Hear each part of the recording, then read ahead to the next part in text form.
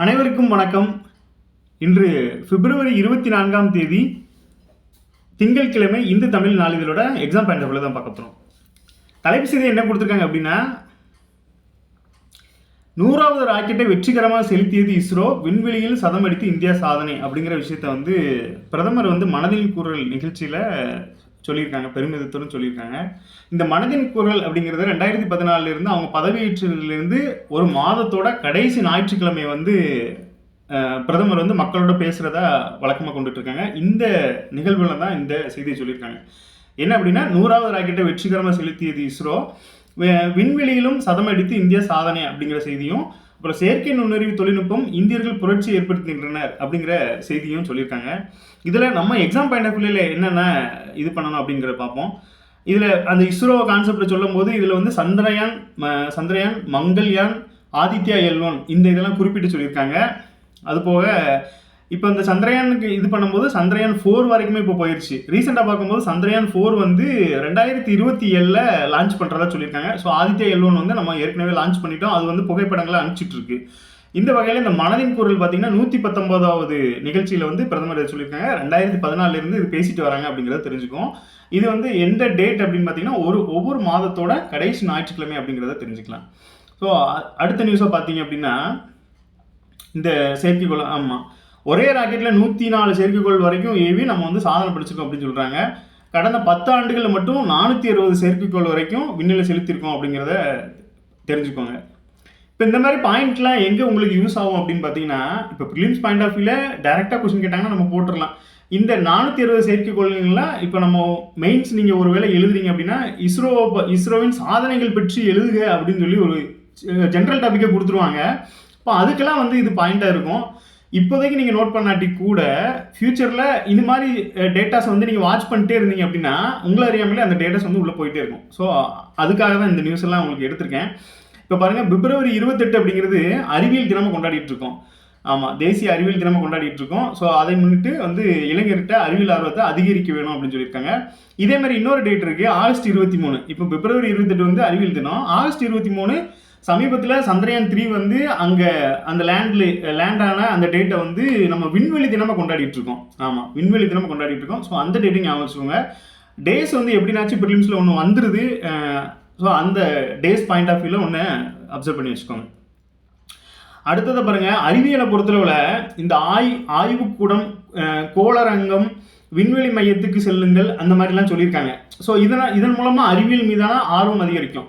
என்னைய பொறுத்தளவில் படிப்புமே இதே மாதிரி தாங்க. ஒரு விஷயத்தை நீங்கள் அந்த இமேஜஸ் பார்த்தோ இல்லை அந்த ஜாகிரபிக்கில் அந்த இடத்துக்கு போயோ நீங்கள் அதை படித்து பாருங்கள், அது ஒரு தனி ஆர்வம். ஸோ நம்ம எல்லாரும் படின்னு புஷ் பண்ணுறாங்க, ஆனால் எப்படி படிக்கணும்னு யாரும் சொல்லித்தரதில்ல. தயவு செய்து ஒரு விஷயம், இப்போ நம்மளை சுற்றியே நிறைய நினைவு சின்னங்கள் இருக்கும். இப்போ பார்த்தீங்கன்னா நம்ம ஊர் பக்கத்துலேயே வரலாற்று சின்னம், தொல்லியல் சின்னங்கள், இந்த மாதிரி விஷயங்கள்லாம் நிறைய இருக்குது. மியூசியம் நிறைய போங்க, அங்கே நிறைய கற்றுக்கலாம். புக் ஃபேர் போடுவாங்க, அங்கே போங்க. இது மாதிரி விஷயங்கள் நீங்கள் பண்ணும்போது இந்த படிப்பு மீதான ஆர்வம் உங்களுக்கு அதிகரிக்கும். அது மாதிரி உங்களை சுற்றி இருக்கிறவங்களும் இந்த படிப்பு சம்மந்தப்பட்டவங்கள பக்கத்துலேயே வச்சுக்கிட்டீங்க அப்படின்னா ஷேர் பண்ணும்போது அது பல்கி பெருகும். ஸோ இந்த வகையில் இவங்க இந்த விஷயத்தை சொல்லியிருக்கிறத நம்ம எக்ஸாம் பாயிண்ட் ஆஃப் வியூ நம்ம அதை எடுத்துக்கலாம். இது கொஸ்டின் கேட்குறாங்களோ இல்லையோ, ஜென்ரல் லைஃப்பில் சில விஷயங்களை நீங்கள் அப்ளை பண்ணி பாருங்கள், உங்களுக்கு லைஃப் ஜாலியாக இருக்கும். ஸோ அந்த விஷயத்தில் இதெல்லாம் எடுத்துக்கலாம். அடுத்ததாக பாருங்கள், செயற்கை நுண்ணறிவு AI தொழில்நுட்பம் நமது இளைஞர்களை புரட்சி ஏற்படுத்தி வருகின்றது. பிரான்ஸ் தலைநகர் பாரிஸில் சமீபத்தில் நடந்த AI மாநாட்டில் பங்கேற்றேன் அப்படின்னு சொல்லியிருக்காங்க.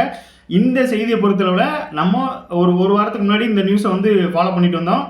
இதில் என்ன அப்படின்னா, இதுக்கு முன்னாடி இந்த கொஸ்டின் எப்படி கேட்டிருக்காங்க அப்படின்னா, 2023 AI மாநாட்டை நடத்தின நாடு எதுன்னு சொல்லி ஆப்ஷனில் நம்ம தலைநகர் ஃபுல்லாக வச்சுருந்தாங்க. அதாவது டெல்லி, ஹைதராபாத்து, பாம்பே, சென்னை அந்த மாதிரி வச்சுருந்தாங்க. டெல்லியில் தான் வச்சு அந்த ஈவெண்ட் நடந்துச்சு. ஸோ அதை நம்ம இது பண்ணிட்டோம். ஸோ அதை பேஸ் பண்ணி இந்த வாட்டி ஏன் இந்த கொஸ்டினை கேட்கணும் அப்படின்னு பார்த்தீங்கன்னா, நம்ம பிரதமர் அங்கே போயிருந்திருக்கப்போ அவர் அங்கே பிரான்ஸோட அதிபர் இமானுவேல் மேக்ரானும் நம்ம இந்தியாவோட பிரதமரும் சேர்ந்து தான் அந்த ஃபங்க்ஷனுக்கு தலைமை தாங்கியிருப்பாங்க. ஸோ அதனால் ஒருவேளை அதை பெருமைப்படுத்தும் விதமாக கொஸ்டினாக வரதுக்கு வாய்ப்பு இருக்குது. ஸோ பிரான்ஸோட அந்த AI மாநாடு, இந்த மாநாட்டை பொறுத்தளவில் 100 நாடுகளை சேர்ந்தவங்க பங்கேற்றிருந்தாங்க. ஒரு 52 நாடு சேர்ந்தவங்க ஒரு ஒப்பந்தத்தில் கையெழுத்து போட்டாங்க. அதாவது ஒரு கருத்துரையிலையும் கையெழுத்து போட்டாங்க அப்படிங்கிற விஷயத்தையும் தெரிஞ்சுக்கலாம். ஸோ ஒரு பழங்குடியின மக்களை பற்றி ஒரு இதை கோட் பண்ணியிருக்காங்க. என்ன அப்படின்னா, ஒரு அரசு பள்ளி ஆசிரியர் யாருன்னா கைலாஷ் என்பவர் வந்து கோலாமி என்ற பழங்குடி மொழியை காப்பாற்ற அந்த மொழியில் பல்வேறு பாடல்களுக்கு ஏஐ உதவியுடன் மெட்டமைத்துள்ளார். அதாவது ஒரு லாங்குவேஜ் அழிகிற நிலைமையில் இருக்கும்போது அந்த லாங்குவேஜுக்கு பாட்டு அமைச்சு அதுக்கு மெட்டு போட்டிருக்காரு. அதுவும் எதோட ஏஐ உதவியோட டெக்னாலஜி யூஸ் பண்ணியிருக்காரு அப்படிங்கிறத பெருமையாக சொல்லியிருக்காங்க. ஸோ இப்போ சில விஷயங்கள் பார்த்தீங்கன்னா, அதாவது ஒரு கொஸ்டின் கேட்பாங்க, இது வந்து ஏன் கேட்டாங்கன்னு தெரியாது, ஆனால் அதுக்கு பின்னாடி இந்த மாதிரி ஏதாவது ஒரு இன்சிடென்ட் நடந்திருக்கும். ஸோ அதனால இந்த கோலமி அப்படிங்கிறவங்க எந்த மாநிலத்தை சேர்ந்தவங்க அப்படின்னு பார்த்தீங்கன்னா, தெலங்கானா மாநிலத்தை சேர்ந்த பழங்குடியின மக்கள் அப்படிங்கிறத தெரிஞ்சுக்கோங்க. அப்புறம் வந்து உடற்பயிற்சி உணவு கட்டுப்பாடு, 8 பேரில் ஒருவர் வந்து உடல் பருமன் பிரச்சனையால் அவதிப்படுகின்றனர். இது சயின்ஸை பொறுத்தளவில் இந்த மாதிரி டேட்டாஸ் வந்து நீங்கள் மெயின்ஸில் எழுதுக்கு யூஸ் ஆகும். ஏன்னா அவங்க எதிர்பார்க்கறது பார்த்தீங்கன்னா இந்த மாதிரி டேட்டாவை எதிர்பார்ப்பாங்க. ஸோ இந்தியாவை பொறுத்தளவில் 8ல் ஒருத்தர் வந்து உடல் பருமனில் வந்து பாதிக்கப்படுறாங்க அப்படிங்கிற செய்தி சொல்லியிருக்காங்க. அடுத்து பாருங்க, சில விஷயங்களை மேற்கோள் காட்டியிருக்காங்க. என்ன அப்படின்னு பார்த்தீங்கன்னா, இந்தியாவில் உள்ள ஸ்பெஷல், அதாவது உலகில் வேறு எங்குமே இல்லாத ஆசிய சிங்கம், காஷ்மீர் ஹன்குல் மான், பிக்மி காட்டுப்பன்றி, சிங்கவால் குரங்கு ஆகியவை நமது பாரத தேசத்தில் மட்டுமே உள்ளது. இவற்றை பாதுகாக்க வேண்டும் அப்படின்னு சொல்லியிருக்காங்க. இதை பாருங்கள், இது சில விஷயங்களை வந்து பொறுத்துக்க மாதிரி வச்சு விட்ருவாங்க. ஸோ அதுக்காக இதெல்லாம் பார்த்துக்கிறது நல்லது. அப்போ ஆசிய சிங்கம் வந்து இந்தியாவில் மட்டும்தான் இருக்குது. காஷ்மீர் ஹன்குல் மான் அப்படிங்கிற ஒரு மான் வகை இனம் வந்து காஷ்மீரில் இருக்குது. பிக்மி காட்டுப்பன்றி அப்படிங்கிறதும் சிங்கவால் குரங்கும் இந்தியாவில் மட்டும்தான் ஸ்பெசிஃபிக்காக இருக்குது அப்படிங்கிறத சொல்லியிருக்காங்க. ஸோ இது வந்து அழிஞ்சிடாமல் இதை பாதுகாக்கணும் அப்படிங்கிற விஷயத்தையும் சொல்லியிருக்காங்க. அடுத்தது இங்கே பார்த்தீங்க அப்படின்னா, அதாவது மார்ச் 8 வந்து நமக்கு தெரியும் உலக மகளிர் தினம். இதை வந்து சமூக ஊடக கணக்கை வந்து அர்ப்பணிக்கிறேன் அப்படின்னு சொல்லிட்டு ஒரு விஷயம் மேற்கோள் காட்டியிருக்காங்க. அதாவது ஃபர்ஸ்ட் கொடியேற்றினவங்க அப்படிங்கிற லிஸ்ட்டில் பெண் சார்பில் முதல் தேசிய கொடியை ஹன்சா ஜீவராஜ் மேத்தா அப்படிங்கிறவங்க வந்து அறிமுகம் செஞ்சுருக்காங்க அப்படிங்கிற விஷயத்தோம். இந்த பேர் வந்து ஸ்கூல் புக்கில் இருக்கா இல்லையான்னு தெரியல, பட் ஜென்ரலாக நீங்கள் தெரிஞ்சுக்கோங்க. பெண்கள் சார்பில் முதல் தேசிய கொடியை ஹன்சா ஜீவராஜ் மேத்தா அப்படிங்கிறவங்க அறிமுகம் செஞ்சுருக்காங்க அப்படிங்கிறதே இந்த மார்ச் 8 வந்து கோட் பண்ணியிருக்காங்க. அடுத்ததை பாருங்கள், இந்த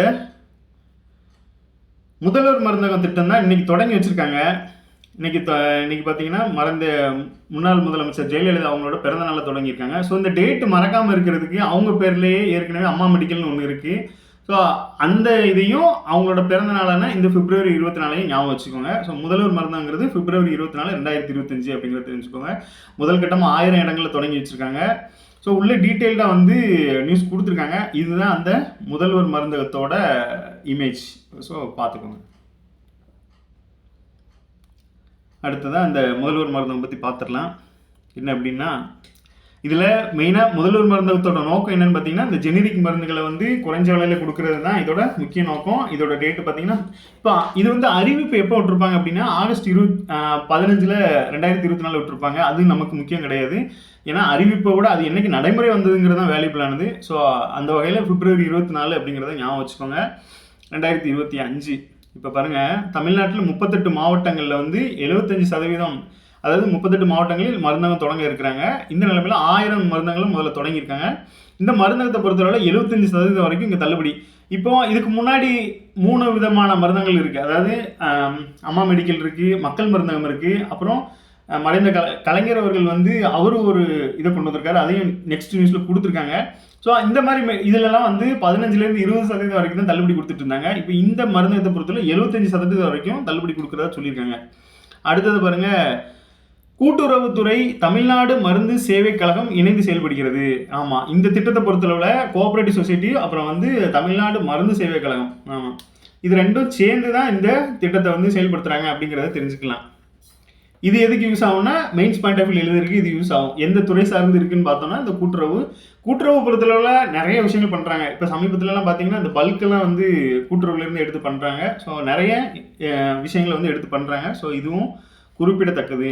இந்த வகையில் பாருங்கள், இந்த மருத்துவம் அமைக்க விரும்பும் தொழில் முனைவரை ஊக்குவிக்க எவ்வளோ ரூபா கொடுக்குறாங்கன்னா 3 லட்ச ரூபா கொடுக்குறாங்க. அதில் 1.5 லட்ச ரூபா வந்து பார்த்தீங்கன்னா அந்த பொருட்கள் உபகரணங்கள் வாங்குறதுக்கும், 1.5 லட்ச ரூபா வந்து மருந்துகள் வாங்குறதுக்கும், 500 கடைகளை வந்து கூட்டுறவு சங்கம் சார்பிலும், 500 கடைகள் வந்து தொழில் முனைவோரின் 500 கடைகளும். அதாவது கூட்டுறவோட சொசைட்டிக்கு கீழே இருக்கும்.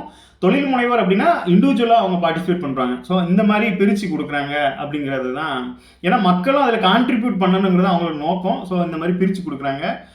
அடுத்து பாருங்க, இந்த திட்டத்துக்கெல்லாம் முன்மாதிரின்னு ஒன்று மென்ஷன் பண்ணியிருக்காங்க. 2006-11 கூட்டுறவு மருந்து கடைகள் என்ற பெயரில் அப்போதைய முதல்வர் மு கருணாநிதி தொடங்கி வைத்தார். அதாவது என்னன்னா கூட்டுறவு மருந்து கடைகள் அப்படின்னு சொல்லி.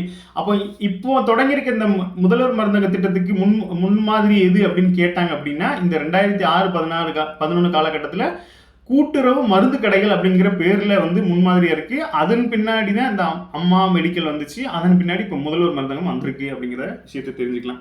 அதையும் கொடுத்துருக்காங்க.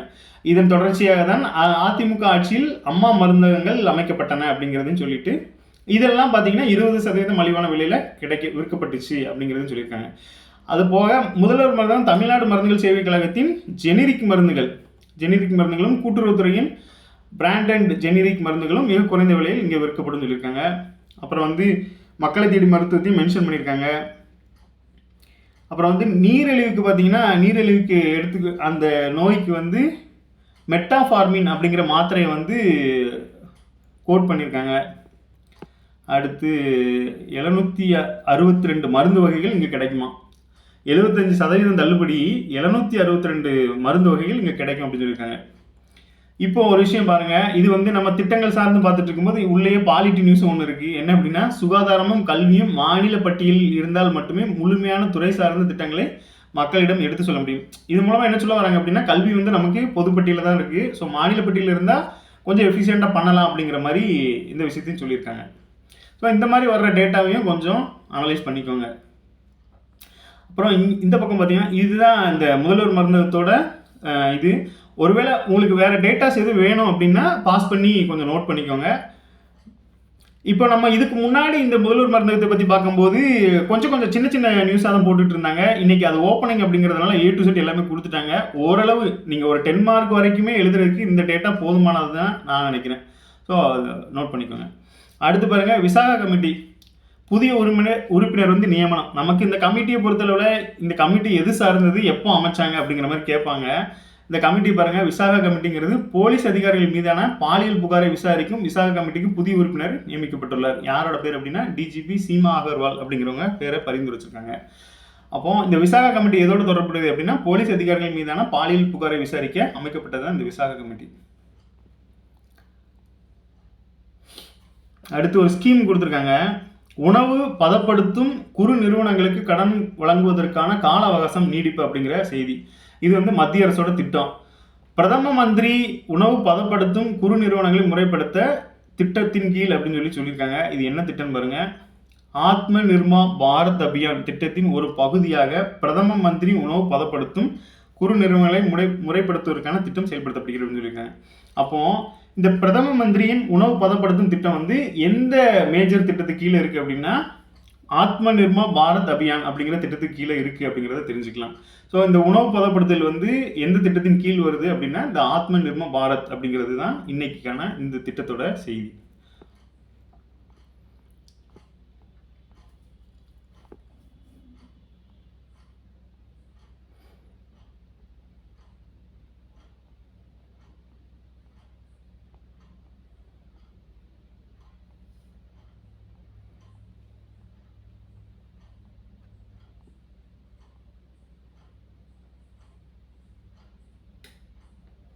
இந்த பழங்குடியினர் பற்றி நமக்கு அடிக்கடி வரும், அது சிலபஸில் இருக்குன்னு நினைக்கிறாமா. தொல் பழங்குடியின திட்டத்தின் கீழ் இருளர், தோடர், நரிக்குறவர், காணிக்காரர், குறும்பர் ஆகிய 5 பழங்குடியின இன பண்பை ஆவணப்படுத்தும் பணியில் விரைவில் தொடங்க உள்ளதாக ஆதி திராவிடர் பழங்குடியின நலத்துறை அறிவிச்சிருக்காங்க. இவங்களை வந்து இப்போ சிலருக்கு வந்து அந்த எப்படி சொல்ல கவர்மெண்ட்லேருந்து எந்த ஒரு இதுவுமே கொடுத்துருக்க மாட்டாங்க, சர்டிஃபிகேட் எதுவுமே கொடுத்துருக்க மாட்டாங்க. ஸோ அவங்கள வந்து ஆவணப்படுத்துறதுக்கு இந்த மாதிரி இந்த துறை வந்து செயல்பட்டு இருக்காங்க அப்படிங்கிற செய்தியை கொடுத்துருக்காங்க. இதில் வந்து நம்ம மெயினாக பார்க்கக்கூடியது இந்த தோடர், இருளர், தோடர், நரிக்குறவர், காணிக்கர், குறும்பர். இது எப்படி நம்மளை கேட்பாங்க அப்படின்னு பாருங்க. இந்த ஒரு பழங்குடியின மக்களை கொடுத்துட்டு இவங்க எந்த மாநிலத்தில் வாழ்கிறாங்க, அப்புறம் இல்லை ஒரு 4 ஆப்ஷனை கொடுத்துட்டு இதில் தமிழ்நாடு அல்லாத பழங்குடியின அந்த தேர்வு செய்யுங்க, அந்த மாதிரி வந்து நம்மளை குழப்பறக்காண்டி கொடுப்பாங்க. இப்போ இருளர், தோடர், நரிக்குறவர்லாம் நமக்கு தெரியும். இந்த காணிக்கர், குறும்பரும் கேள்விப்பட்டிருப்பீங்க. காணிக்கருங்கிறது கொஞ்சம் புதுசாக இருக்க மாதிரி இருக்குது. ஸோ இந்த இந்த 5 பேரையும் வந்து நம்ம தமிழ்நாட்டில் தான் இருக்காங்க அப்படிங்கிறதையும் தெரிஞ்சுக்கோங்க.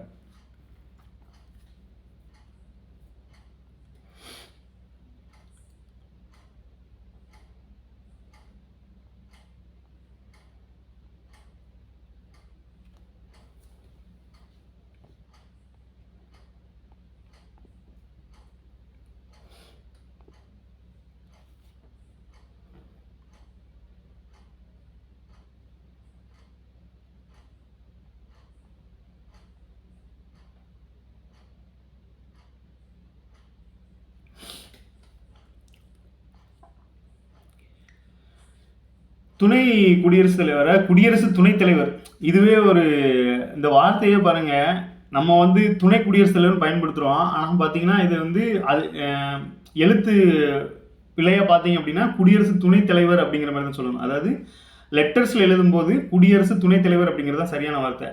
நீங்களே செக் பண்ணி பாருங்க. துணை அதாவது மரியாதை நிமித்தமாக இந்த வார்த்தையை சொல்கிறதுனால குடியரசு துணைத் தலைவர்னு சொல்கிறோம். ஸோ சட்டத்தை நீதித்துறையால் மாற்ற முடியாது, குடியரசு துணைத் தலைவர் தன்கர் கருத்து அப்படிங்கிற செய்தி சொல்லியிருக்காங்க.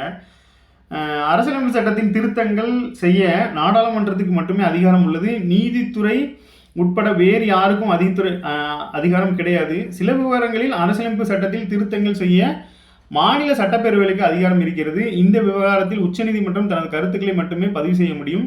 அரசியலமைப்பு சட்டம் மக்களுக்கு வழங்கியுள்ள அடிப்படை உரிமைகளை அனைவரும் அறிந்து கொள்ள வேண்டும். அப்போதுதான் தேசப்பற்று, தேசிய உணர்வு அதிகரிக்கும் அப்படிங்கிற செய்தியை வந்து குடியரசு துணைத் தலைவர் வந்து சொல்லியிருக்காங்க. என்ன அப்படின்னா, அதாவது நீதித்துறை வந்து கருத்தை மட்டுமே வெளியிட முடியும், ஆனால் அவங்களால சட்டத்திருத்தம் எதுவும் பண்ண முடியாது அப்படிங்கிறத சொல்லியிருக்காங்க. இந்த சட்டத்திருத்த அதிகாரம் வந்து பார்லிமெண்ட்டுக்கு மட்டுமே இருக்கு. சில அதிகாரங்கள், அதாவது மாநில பட்டியலில் இருக்கிற அதிகாரங்கள் வந்து மாநில சட்டப்பேரவைகளுக்கு இருக்கு அப்படிங்கிறதையும் குடியரசு துணைத் தலைவர் வந்து பதிவு பண்ணியிருக்காங்க. அப்புறம் இன்னொரு விஷயம் என்னன்னா, அரசியலமைப்பு சட்டம் மக்களுக்கு வழங்கியுள்ள அடிப்படை உரிமைகளை அனைவரும் அறிந்து கொள்ள வேண்டும். அப்போதுதான் தேசப்பற்று, தேசிய உணர்வு அதிகரிக்கும் அப்படிங்கிற செய்தியும் சொல்லியிருக்காங்க.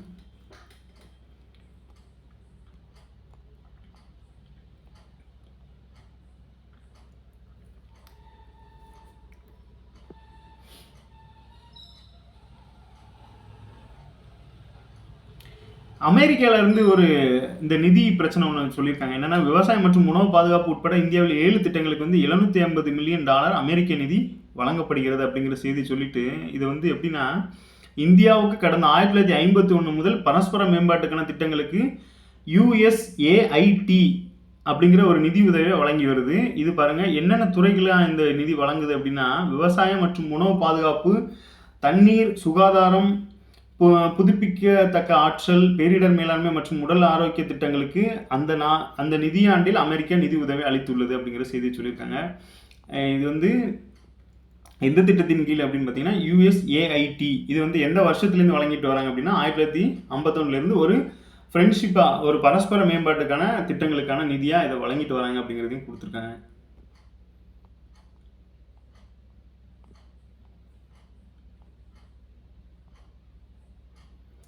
அப்புறம் பாருங்க, FBIயோட தலைவராக வந்து இந்திய வம்சாவளியை சேர்ந்த ஒருத்தரை வந்து நியமிச்சிருக்காங்க. யார் அப்படின்னு பார்த்தீங்கன்னா, அமெரிக்காவின் உயரிய தேசிய புலனாய்வு அமைப்பான FBI-யின் இயக்குநராக நியமிக்கப்பட்டுள்ள காஷ் பட்டேல் அப்படிங்கிறவர் வந்து நியமிச்சிருக்காங்க. இவர் தான் அந்த காஷ் பட்டேல். இவர் தான் அதாவது இந்த பதவிக்கு வர்ற முதல் இந்திய வம்சாவளியை சேர்ந்தவர் இவர் தான் அப்படிங்கிறதுன்னு சொல்கிறாங்க. ஸோ நமக்கு டேரெக்டாக கேட்டால் கூட அதை அப்படியே போட்டுடலாம். FBI-யோட தலைவர் இயக்குனராக இருக்கிறவர் யார் அப்படின்னு பார்த்தீங்கன்னா இந்த காஷ் பட்டேல் அப்படிங்கிறத தெரிஞ்சுக்கோங்க. அப்புறம் ஒரு திட்டம் பற்றி கொடுத்துருக்காங்க. அதாவது தலைப்பு என்ன அப்படின்னா, நாடு முழுவதும் 11 கோடி விவசாயிகளுக்கு 19வது தவணையாக ரூபாய் 2000 பிரதமர் மோடி இன்று வழங்குகிறார் அப்படின்னு செய்தி. இது என்ன திட்டத்தின் கீழே வருது அப்படின்னா, பிரதமர் கிசான் சம்மான் நிதி என்ற திட்டத்தை கடந்த 2018ஆம் ஆண்டு டிசம்பர் மாதம் பிரதமர் மோடி அறிமுகம் செய்தார். விவசாயிகளின் பயிர் செலவுக்கு உதவும் வகையில் இந்த திட்டம் அறிமுகம் செய்யப்பட்டது. ஆமாம், இப்போ என்ன திட்டம் அப்படின்னு பாருங்க, பிரதமர் கிசான் சம்மான் நிதி அப்படிங்கிற ஒரு திட்டத்தை வந்து 2018 அறிமுகம் பண்ணியிருக்காங்க. இது வந்து விவசாயிகளோட பயிர் செலவுக்கு உதவும் வகையில் இந்த திட்டம். இதில் வந்து எவ்வளோ பேர் பயன்படுறாங்க அப்படின்னா 11 கோடி சிறு விவசாயிகளுக்கு ஆண்டுதோறும் 6000 நிதி உதவி வழங்கப்படுகிறது. 4 மாதங்களுக்கு ஒரு முறை ரூபாய் 2000 வீதம் தவணையாக செலுத்தப்படுகிறது. ஸோ இவ்வளோதான் இந்த திட்டத்தோட ஓவரால் வந்துருச்சு, அவ்வளோதான். அடுத்து வந்து இப்போதைய மத்திய வேளாண் துறை அமைச்சர் யார் அப்படின்னா சிவராஜ் சிங் சவுகான் அப்படிங்கிற விஷயத்தையும் தெரிஞ்சுக்கோங்க. மற்றதெல்லாம் சும்மா தவணை அது இதுன்னு கொடுத்துருப்பாங்க. இதுதான் இந்த ஸ்கீமோட மைய கருத்து.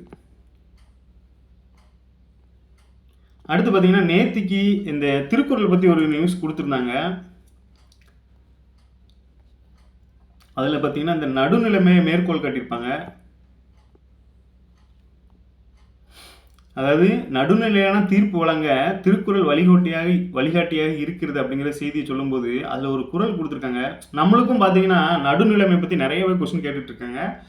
இதில் வந்து திருக்குறளின் 111வது குறளான தகுதி எனவென்று நன்றே பகுதியால் பார்ப்பட்டு ஒழுக பெறின் என்பது நீதித்துறையின் நடுநிலையை குறிப்பிடுகிறது. ஆமாம், பார்த்தீங்கன்னா சினிமாவில் வந்து எல்லா சிச்சுவேஷனுக்கும் எப்படி வந்து வடிவேல் காமெடி பொருந்துதோ அதே மாதிரி நம்ம லைஃப்பில் எல்லா சிச்சுவேஷனுக்கும் பார்த்தீங்கன்னா திருக்குறள் இருக்கும். அதோட பொருளை புரிஞ்சுக்கிட்டீங்க அப்படின்னா அந்த டைமில் நீங்கள் அப்ளை பண்ணி பார்க்கலாம். அந்த வகையில் அவங்க நீதிபதி வந்து நீதித்துறை சார்ந்து இருக்கிறதுனால அந்த குறளை அவங்க வந்து உணர்ந்து படிச்சிருக்காங்க. அப்போ அதில் என்ன சொல்கிறாங்கன்னா, அதாவது நடுநிலைமையை பற்றி அந்த குறள் சொல்லுது. என்ன அப்படின்னு பாருங்கள், விளக்கம் பாருங்கள். அதாவது பகைவர், நண்பர், அயலார் ஆகியோரிடத்தில் வேறுபாடின்றி சமநீதி பின்பற்றப்படுமானால் அதுதான் நடுநிலைமை ஆகும் என்று நடுநிலைமை குறித்து தெளிவாக விளக்குகிறது. அதாவது நம்ம சினிமாலே டைலாக்லாம் கேள்விப்பட்டிருப்பீங்க, நீதி வழங்கும் போது அண்ணன் தம்பி இதெல்லாம் எதுவும் பார்க்கக்கூடாது அப்படின்னு சொல்லுவாங்களா, அந்த இதை தான் வந்து நம்மளுக்கு இலக்கியமாக கொடுத்துருக்காங்க.